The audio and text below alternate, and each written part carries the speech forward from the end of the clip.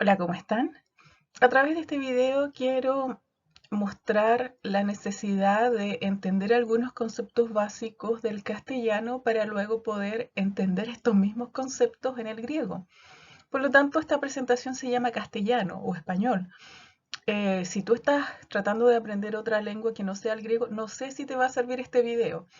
Lo hice para mis alumnos de griego y su finalidad es poder conocer un poco de morfología, y un poco de sintáctica también, bien básico, pero que va a servir para cuando nos enfrentemos al griego y toda su gramática, estar preparados para poder entender y relacionar esos conceptos con nuestro castellano.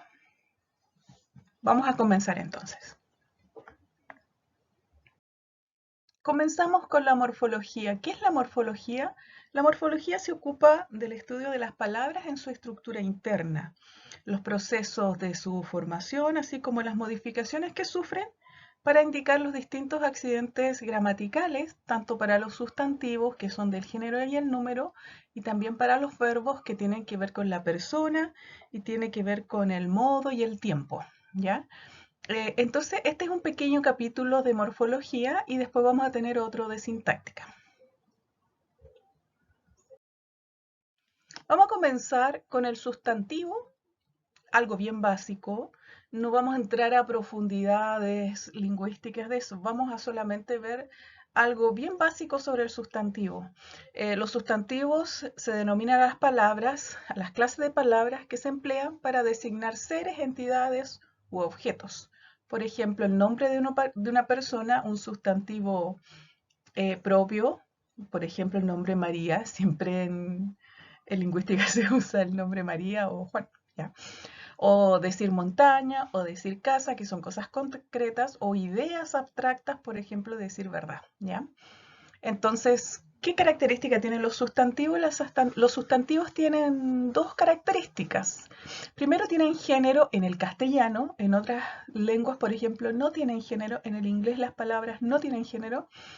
En el caso del castellano tiene masculino y femenino y también tiene número. Eso quiere decir que puede ser este sustantivo singular o puede ser plural. Por ejemplo, si yo digo casa, casa es de género femenino, la casa. Uno no dice el casa, no, dice la casa. Y además, esa palabra casa, el número es singular. Si yo digo tenedores, eh, yo no digo la tenedor, no digo la tenedores, no, digo los tenedores es masculino, ¿verdad? Y en este caso está en plural.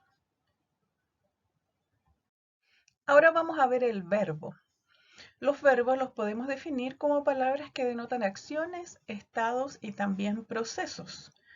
Estos verbos tienen, cuando se conjugan, podemos decir que tienen las siguientes características. Tienen persona, ya sea que la primera, la segunda o la tercera persona está ejerciendo la acción. La primera persona soy yo misma, yo. La segunda persona es la persona que tenemos al frente nuestro, que la estamos viendo, que le estamos hablando, es el tú. Y la tercera persona es un él o un ella que está por allá lejos y que nosotros nos referimos a ella, pero no la estamos viendo, ¿ya? Aparte de tener persona y número, cuando se conjuga el verbo también tiene tiempo, y aquí podemos decir está el tiempo presente, el pasado, el futuro y otros más. Tiene modo también y también, bueno, tiene la persona y el número que ya mencionamos. ¿Ya? Entonces esas son las características del verbo. Vamos a ver la conjugación de un verbo en castellano. Por ejemplo, si decimos tiempo presente, modo indicativo. El modo indicativo es como la función real que se está ejerciendo del verbo, ¿ya? Hay otros modos, por ejemplo, el imperativo que lo podríamos definir como un deseo de querer eh, pedirle a otros algo. Y la forma infinitiva, por ejemplo, que ya es un verbo que es impersonal, no se lo podemos asignar esa acción a alguien en específico, ¿ya? Entonces aquí vemos, por ejemplo, en el modo indicativo del verbo cantar, primera persona singular, canto, cantas, segunda persona singular, tercera canta, primera plural, cantamos, cantan en la segunda de plural y la tercera de plural cantan, ¿ya? Entonces nos vamos a dar cuenta a través de la separación que yo hice ahí. Vemos aquí, por ejemplo, que decimos cant, tenemos una raíz que es cant hasta la T, y las demás son las conjugaciones, cómo varía de acuerdo a la persona y al número la terminación, ¿ya? ¿Qué más tenemos también acá? En el modo imperativo de la segunda persona, el modo imperativo es un deseo de orden, de solicitud, que se le hace a otra persona. Por ejemplo, canta, se le está pidiendo que lo haga. O canten, se le está pidiendo a un grupo de personas que realice esa acción, ¿ya? Ahora vamos a ver el módulo de la sintaxis, y la sintaxis tiene que ver con la oración, ¿ya? Tiene que ver cómo las palabras, que pueden ser sustantivos, pueden ser los verbos, hay otros tipos de palabras que no los vimos, pero que nos sirve para entender nuestro castellano. Están las preposiciones, están los pronombres, están los artículos. No los mencioné porque son un poco de nociones un poco más fáciles, ¿ya? Y recuerden que estamos viendo todo lo que nos puede servir para entender el griego. Entonces, la sintaxis tiene que ver cómo se relacionan estas palabras en una oración. Entonces vamos a ver los tipos de oraciones. ¿Qué es la oración? La oración es un grupo de palabras que expresan un pensamiento completo. Ejemplo, Pedro ve al hombre. Esa es una oración, tiene un verbo y lo vamos a ver, tiene un sujeto y tiene los complementos. O el hombre tiene un hermano, también es una oración. Ya, entonces la oración está compuesta o formada por un sujeto y un predicado. El predicado lo constituye el verbo y sus complementos. Vamos a ver el sujeto. El sujeto es la persona o cosa que actúa en la oración. Por ejemplo, Pedro ve al hombre. ¿Quién es el sujeto? Pedro. El árbol cayó. El árbol es el sujeto de la oración, ¿ya? A veces, en vez de expresar una acción, la oración simplemente indica un estado. Pedro es bueno. ¿Ya? Entonces, Pedro es el sujeto de la oración. Entonces, decir que el sujeto es el que actúa en la oración, ese es una parte del significado. Hay un poco más de lo que significa ser sujeto. En este caso es un estado, ¿ya?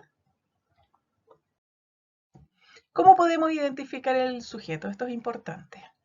Desde lo práctico, para identificar dentro de la oración al sujeto, a menudo debemos preguntar quién o quiénes llevan a cabo la acción. También podemos reemplazar el sujeto por un pronombre, él, ella, ellos o ellas, esto o estos.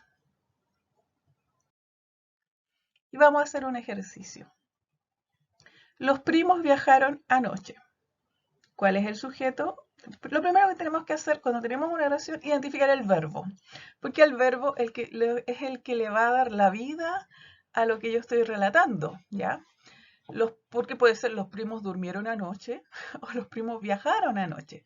Entonces ahí está el verbo, ¿quién es el sujeto?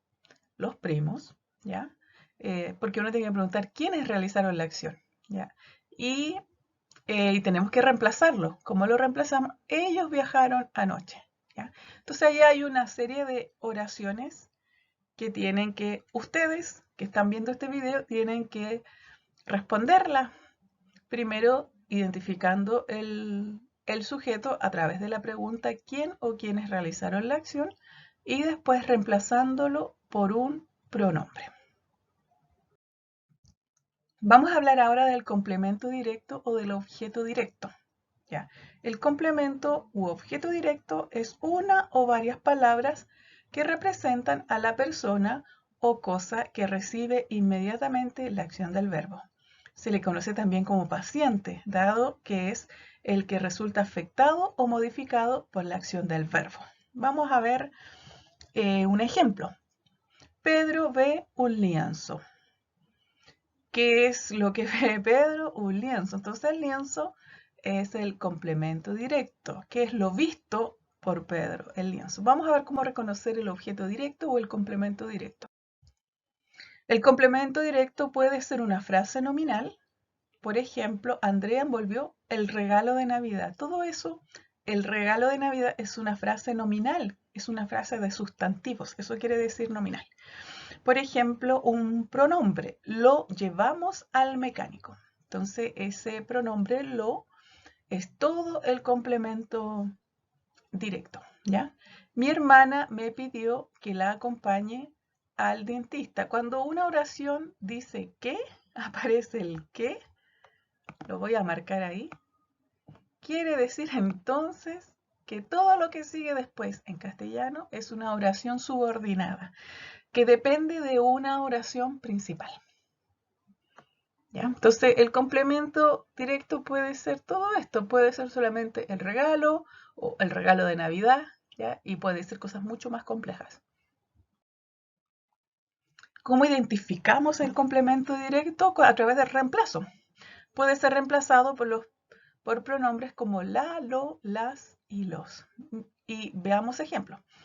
Llamé a mi mamá para su cumpleaños. Entonces, el complemento directo es a mi mamá. Entonces yo digo, la llamé para su cumpleaños. Y así quiero que ustedes lo revisen y puedan hacer los reemplazos. No quiero que este video salga tan largo, por eso voy a dejarlo hasta ahí. ¿Ya? Pero ustedes pueden ver cómo se puede reemplazar. ¿Cómo también se puede identificar el complemento directo? A través de la pregunta. ¿Qué es lo? Y ahí uno pone el verbo. Por ejemplo, necesito un parche curita. ¿Qué es lo necesitado? El verbo uno ya lo va a poner en gerundio, ¿verdad? Compramos hamburguesa para los chicos. ¿Qué es lo comprado? ¿Ya? Mandé una carta a la municipalidad. ¿Qué es lo mandado? Entonces, cuando responde esa pregunta, voy a saber que la respuesta de eso es el complemento directo. Y vamos a ver ejercicios. Identifique el verbo y el complemento directo y conteste. Por ejemplo, vamos a ver ahí. El niño comió panqueques. Esta es una oración bien sencilla. Entonces, la pregunta, ¿se acuerdan? ¿Qué es lo comido? Panqueques. Bueno, lo que queda ahí, nosotros sabemos que es el complemento directo. Ahora, la segunda parte hay que reemplazar por los pronombres la, las, lo, los, según corresponda. El niño los comió, porque yo puedo reemplazar panqueque por este pronombre, lo, o en este caso los comió, ¿ya? Y ustedes pueden hacer las otras oraciones. Ahora vamos a revisar el complemento indirecto. Es el destinatario o quien recibe indirectamente la acción del verbo. Es el beneficiado o perjudicado con la acción. Por lo general, el complemento indirecto está compuesto por las preposiciones a o también por para, ¿ya? En el castellano. Entonces vamos a ver un ejemplo. Judas le dio un beso a Jesús, ¿ya? Entonces, ¿quién es el beneficiado o perjudicado con la acción? Jesús, ¿ya? Entonces, el verbo es dio y el perjudicado o beneficiado, en este caso sabemos que fue perjudicado, es Jesús. Identificar el complemento indirecto. Igual que el complemento directo, le podemos reemplazar por los pronombres, ¿ya? Le o les, y en algunas ocasiones con la preposición para. Traje unos chocolates, vamos a ver los ejemplos. Traje unos chocolates a mi abuela. Entonces yo puedo reemplazarlo por le o les. Le traje unos chocolates. El jardinero cortó las ramas a aquellos árboles. Les cortó las ramas. ¿Ya? Entonces ahí podemos hacer el reemplazo y con eso saber que efectivamente este es un complemento indirecto o un objeto indirecto. También se le puede hacer preguntas, por ejemplo, ¿para quién, a qué o a quién? Entonces tiene que responder las siguientes preguntas. Juana compró chocolates para los chicos. Entonces tiene que responder a la pregunta, ¿para quién compró chocolates? Y así, ya, esas están más fáciles. Y el ejercicio. Las oraciones. Juana compró chocolates para los chicos. ¿Para quién compró? Es la misma de la anterior. Juana compró los chocolates. Ya, entonces esa es cuando uno lo reemplaza por le o les según corresponda. Está muy fácil esto. Ahora quiero hablar, este es otro tema y que es bien importante, sobre el orden de la oración.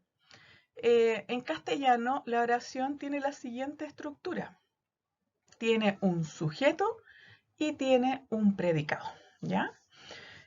Si ampliamos esta idea, recordando que el predicado es el verbo más los complementos, tendremos un sujeto, un verbo y los objetos. En lingüística, cuando, por ejemplo, el verbo va entre medio, después del sujeto, y después vienen los complementos o los objetos, se le llaman oraciones SOV, ¿ya? Y el castellano es ese tipo de, tiene ese orden dentro de la oración. Hay otras lenguas que tienen otros órdenes, por ejemplo, el quechua tiene sujeto, objeto y el verbo. Entonces el verbo uno lo tiene que estar escuchando hasta que al final va a aparecer el verbo, ¿sí? En el caso del castellano, nosotros sabemos o entendemos que es el sujeto, quién es el sujeto de la oración, porque va primero dentro de la oración. Normalmente el sujeto va a concordar en persona y en número con el verbo, ¿ya? Y si por ejemplo yo escucho, el hombre come al león, es una oración ficticia, ¿ya? Yo sé que quién es el verbo es comer. ¿Quién es el que come el hombre? ¿Y qué es lo comido el león? ¿Ya? Entonces yo sé que el león es el objeto directo. Ahora si yo escucho la siguiente oración, el león come al hombre. En este caso no hay nada que me diga que no, que era al revés, porque yo lo había escuchado anteriormente que era al revés. La verdad es que no. Lo único que nosotros podemos a través del orden de la oración, y bueno, sí, un poco también de sentido común, ¿ya? El orden me va a decir quién es el sujeto y quién es el objeto. Si yo, por ejemplo, digo hombre come león, yo sé que el hombre es el que está comiendo. Ahora, si yo digo león come hombre, entonces ahora es el león el que se está comiendo al hombre, ¿ya? Nosotros en nuestro idioma castellano dependemos del orden de la oración para saber quiénes son los que cumplen distintas funciones en ella, ¿ya? Otro tema que también es importante, y recuerden que toda esta presentación es va a tener sentido porque después nosotros queremos estudiar el griego y por lo tanto nos vamos a encontrar con cosas que son importantes tenerlas claras en castellano para entenderlas en griego. ¿Ya? Otra cosa son los conectores discursivos. Nosotros los usamos, pero muchas veces no tenemos la noción de que los estamos usando. ¿Ya? Como nadie que no sea lingüista anda pensando en su lengua, en que estoy diciendo verbos, que estoy usando el orden de la oración o que estoy usando muchos conectores discursivos, ¿ya? ¿Qué son los conectores discursivos? Son palabras que vinculan semánticamente pares de oraciones o partes de un texto estableciendo una relación lógica entre ellas. Entonces, eso es que le va a dar las pausas o le va a dar un sentido, una coherencia al discurso o lo que yo estoy hablando. En general permiten organizar, conectar o reformular la información. Se trata de un grupo muy variado de palabras que incluye adverbios, preposiciones, conjunciones. Algunos de los conectores de uso más frecuente en español son, por ejemplo, sin embargo, efectivamente, en efecto, con todo, por eso, en primer lugar, en segundo lugar, ahora bien, en ese caso, a pesar de ello, al contrario, y etcétera. Hay un montón, ¿ya? Y se dice que las personas que los usan tienen una buena retórica, ¿ya? Ustedes se podrán imaginar o intuir por qué estamos viendo esto. Recuerden que estamos aprendiendo el griego y el griego está en los grandes discursos, los grandes filósofos. Ellos usaban un montón de conectores discursivos, así que hay que tenerlos claros en castellano para después poder traducirlos bien en el griego. ¿Sí? Y vamos a ver un ejemplo bien bonito de cómo se usan los conectores discursivos. Entonces esta es una carta ficticia. Querida prima Alba, antes que nada, me gustaría felicitarte por tu cumpleaños, pues la semana pasada estuve ocupadísima y no pude llamarte. Sin duda lo celebraste como Dios manda. Bueno, ahí vemos tres conectores discursivos está el de introducción, ¿verdad? Antes que nada. Después está el pues, está reafirmando lo que está queriendo decir en la parte anterior. Y después, sin duda, lo celebraste como Dios manda. ¿Ya? Entonces, eso le da una estructura muy hermosa cuando nosotros hablamos. En cualquier caso, tengo muchas ganas de ir a visitarte a Cusco. Hace tiempo que no nos vemos. Sin embargo, creo que hasta el verano no tendré tiempo. Ese, sin embargo, le da como un vuelco. Yo quiero hacer algo, pero no puedo hacerlo. Ya es como un adversativo. Por cierto, ¿te acuerdas que había hecho una entrevista para un trabajo en Lima? Lo he conseguido. Me mudaré a principios del mes que viene. En fin, cuídate mucho y hasta pronto. Se dan cuenta que en esta pequeña carta que se está comunicando una persona con su prima, hay muchos conectores discursivos que le da esta coherencia y esto de que cuando se está relatando algo suene bonito. ¿Ya? Y les dejo acá con varios ejemplos de conectores y su clasificación, ¿ya? Eh, ordenan el discurso, introducen un tema, añaden idea, aclara y explica. Entonces se dan cuenta que hay un montón y probablemente hay muchas más. Y nosotros no las utilizamos mucho. Bueno, aquí ustedes pueden tomar nota y comenzar a utilizarlas. Y aquí hay un ejercicio. No lo vamos a hacer, espero que mis alumnos en clase lo hagan, ¿ya? Y que tiene que ver con los conectores discursivos. Bueno, esta pequeña presentación que quise que saliera lo más corta posible, tiene que ver con eso, de algunas cosas que nosotros necesitamos tener bien claras en el castellano porque nos van a servir cuando nosotros tratemos de estudiar el griego. ¿Está bien?